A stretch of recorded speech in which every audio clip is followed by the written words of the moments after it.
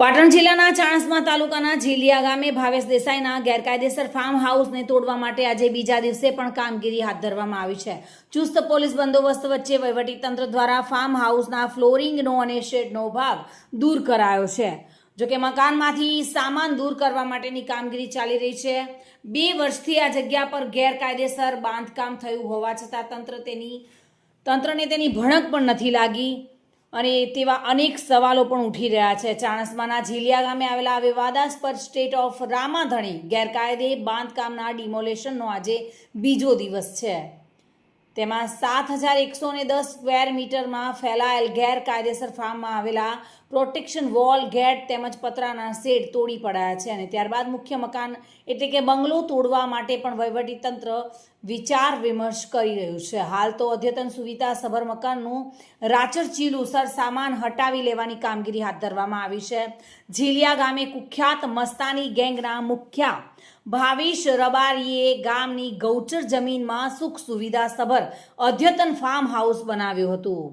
15મી માર્ચના રોજ આ ફાર્મમાં 18 થી 20 જેટલા અસામાજિક તત્વો દ્વારા ફાર્મ પર હુમલા દરમિયાન સ્થળ પર પોલીસ તંત્ર પર માછલા ધોવાયા બાદમાં અસામાજિક તત્વોનું જાહેરમાં સરબરાહ થઈ છે। ચાણસ્મા વહીવટીતંત્ર દ્વારા ગત રોજ ફાર્મ હાઉસનું ડિમોલિશન શરૂ કરાયું છે। નોંધનીય છે કે છેલ્લા 2 વર્ષથી ગોચર જમીનમાં ગેરકાયદેસર દબાણ કરવા છતાં વહીવટીતંત્ર દ્વારા કોઈપણ જાતની કેમ કાર્યવાહી કરવામાં આવી ન હતી, તેને લઈને પણ તંત્ર સામે અનેક સવાલો પણ ઉઠી રહ્યા છે।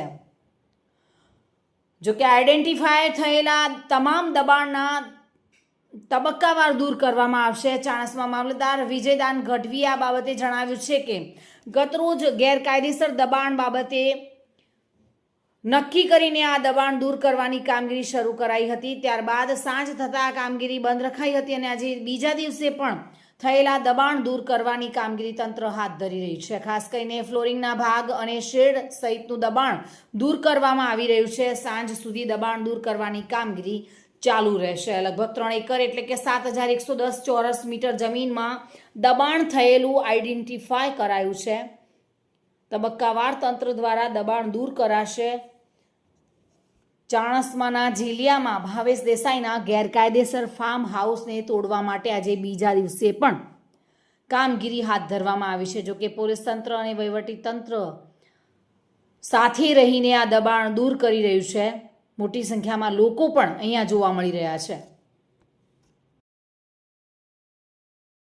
ગઈકાલે જે પ્રમાણે હદ નિશાન નક્કી થઈ અને જે દબાણ આઈડેન્ટિફાઈ થયું હતું એ મુજબ ગઈકાલે બપોર પછી કામગીરી શરૂ થઈ હતી, જે રાત્રિના કારણે થઈને સ્થગિત રહી હતી। આજે વહેલી સવારથી દબાણ હટાવવાની કામગીરી ચાલુ છે અને આજે પણ સાંજ સુધી કાર્યવાહી ચાલુ કરી અને દબાણ દૂર કરવામાં આવશે।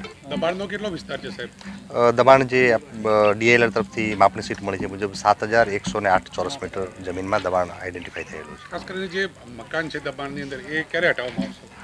એ તમામ અત્યારે કાર્યવાહી ચાલુ છે અને ક્રમશઃ આગળથી દબાણ હટાવવાનું ચાલુ છે, એ પણ હટાવી દેવામાં આવશે।